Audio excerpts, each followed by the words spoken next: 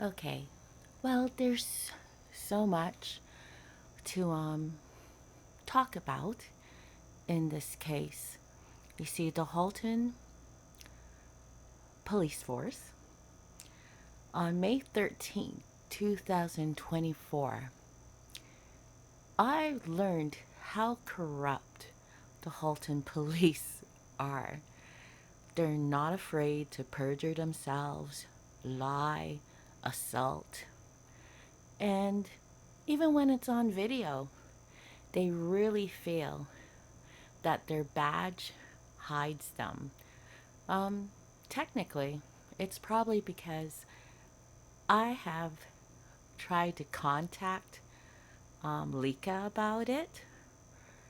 They refused to investigate, saying, you know, both cases were the same, both, with me in it. And I'll get into what they did to me later on, but I'm going to take this by parts. It's a lot easier because the amount of lies that they piled up, it is overwhelming. But as you know, the Halton police do not wear body cams.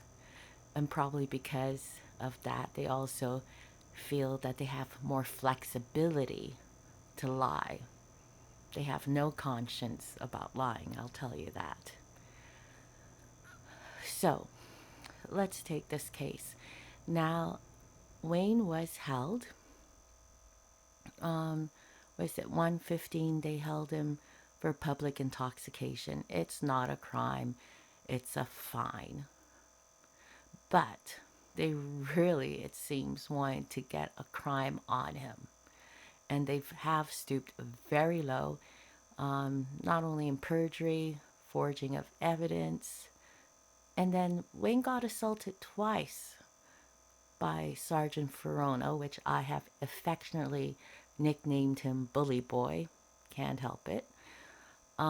Because then when Wayne was at the police station, he made up an excuse again to assault him while all his colleagues watched.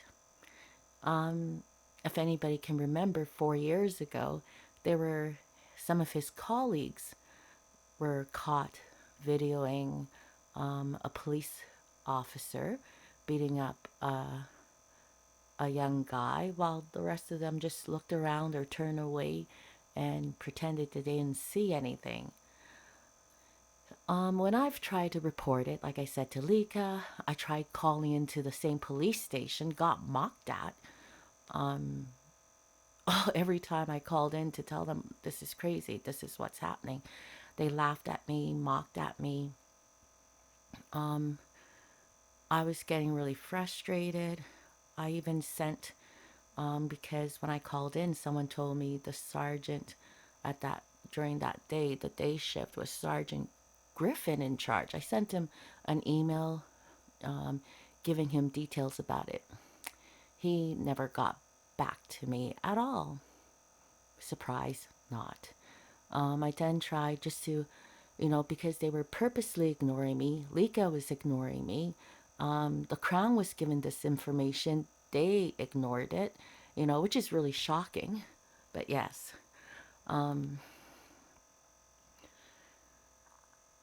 you know, it gets really frustrating when this happens and you realize that those that are supposed to protect and serve are actually very corrupt themselves.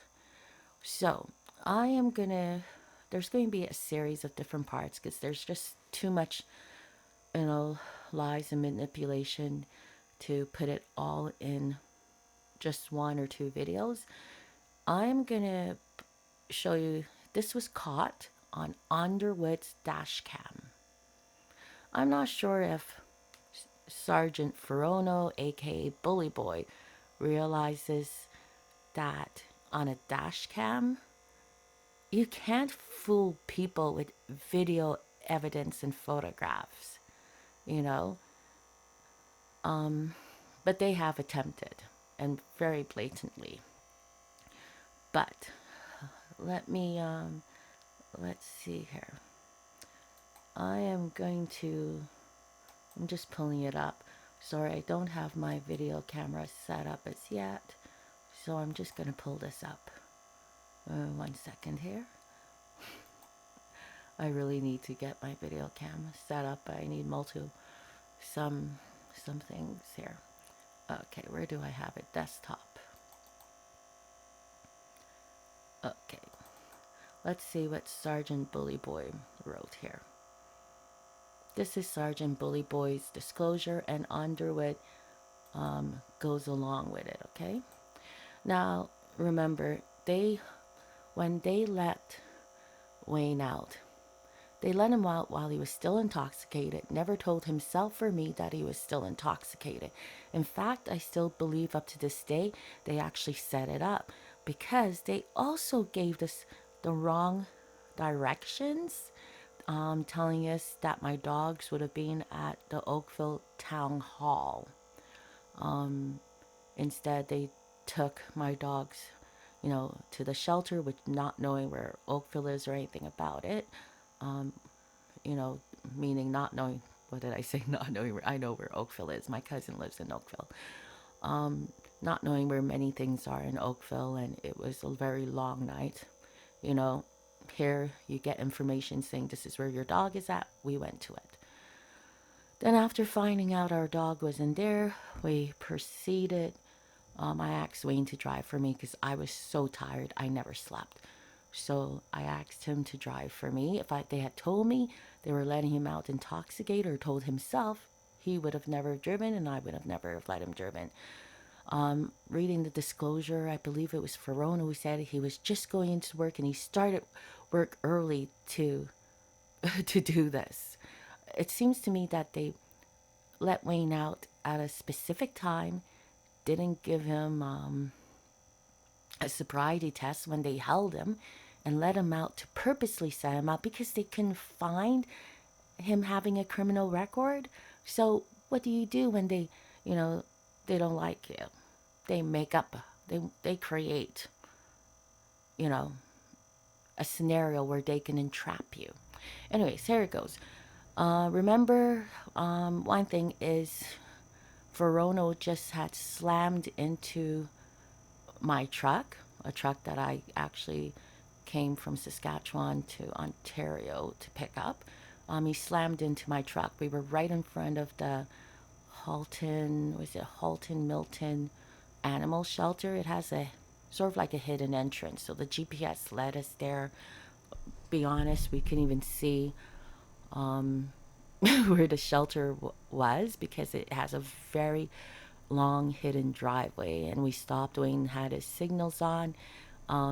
Verona came really fast and slammed into my truck, which actually was a friggin' shock. The slam into the truck alone, even, well, it startled me because it was a good hit. Now, let's hear what Verona says. He says, I then exited my vehicle and approached the suspect's vehicle. I observed the driver hunched over the driver's seat. Well, he wasn't hunched over at any time the driver's seat, but who knows? Maybe because of your hard slamming my truck, it hit him in. But, anyways, let's go into it. When asked to open the door, so he's literally saying he asked Wayne to open the door, the male's reaction was severely delayed. Once the door was opened, the smell of feces and urine, as well as alcohol, was overwhelming. Wow, Verona was really theatrical, isn't he? I'll cover the other things because I'll show you how that's a lie too.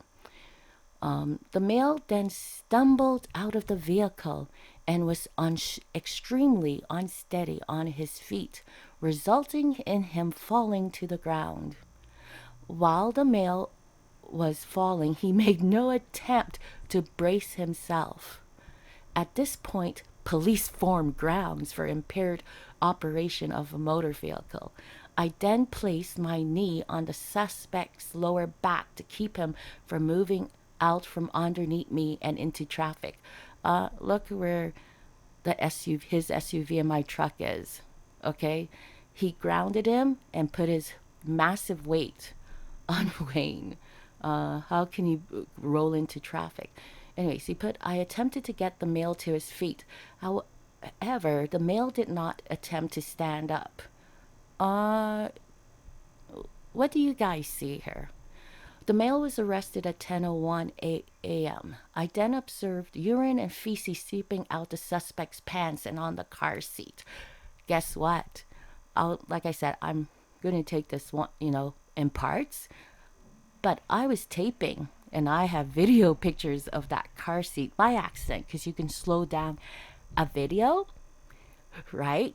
So, they think because they don't wear body cams, they can trick and say anything. And by the way, Verono wrote in the disclosure, it seems he was a bit upset that I was videotaping and I said I would put it on social media. This is what upset Verono. The male was unable to move his feet and assist me in getting him to his feet. You just look, Wayne is like 125 pounds. How big do you think Verono is? Tell me. I also have pictures of the injuries Verono caused. The male was assisted to my police cruiser and struggled to lift his legs into the vehicle. I could smell alcohol on his breath and observe bloodshot eyes. He didn't have bloodshot eyes. Oh, he says Wayne had slurred speech. Now, you can hear, I'll also play a video later, and you can see, it'll be in my second part. You'll see that Wayne did not also have slurred speech.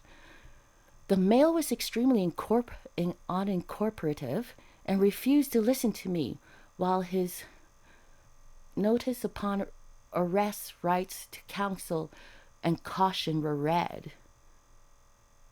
Okay, let's look at the video. Let's let the video talk for itself. Remember, this is a sergeant.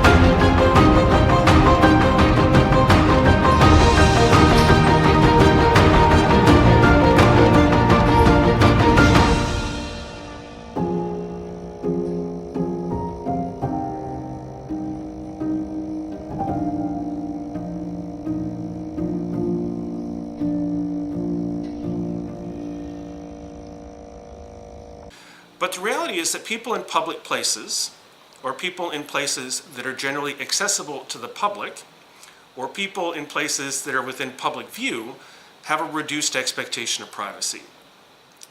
Now, there still can be some expectation of privacy. It doesn't disappear entirely, necessarily, but it's significantly reduced in a public place. And then add on top of that, the public servants working in the course of their employment, they would have a further reduced expectation of privacy. And they also have a greater expectation of accountability to the public. And I think this is particularly the case with police officers, where police officers are given extraordinary powers, are given guns, and are sent out into the streets. And the way that they are accountable is through some legal mechanisms and police discipline and things like that. But there's also a critical component, which is accountability to the public. And if their actions do not withstand public scrutiny, that's an important thing to know and to understand, and that should be disseminated.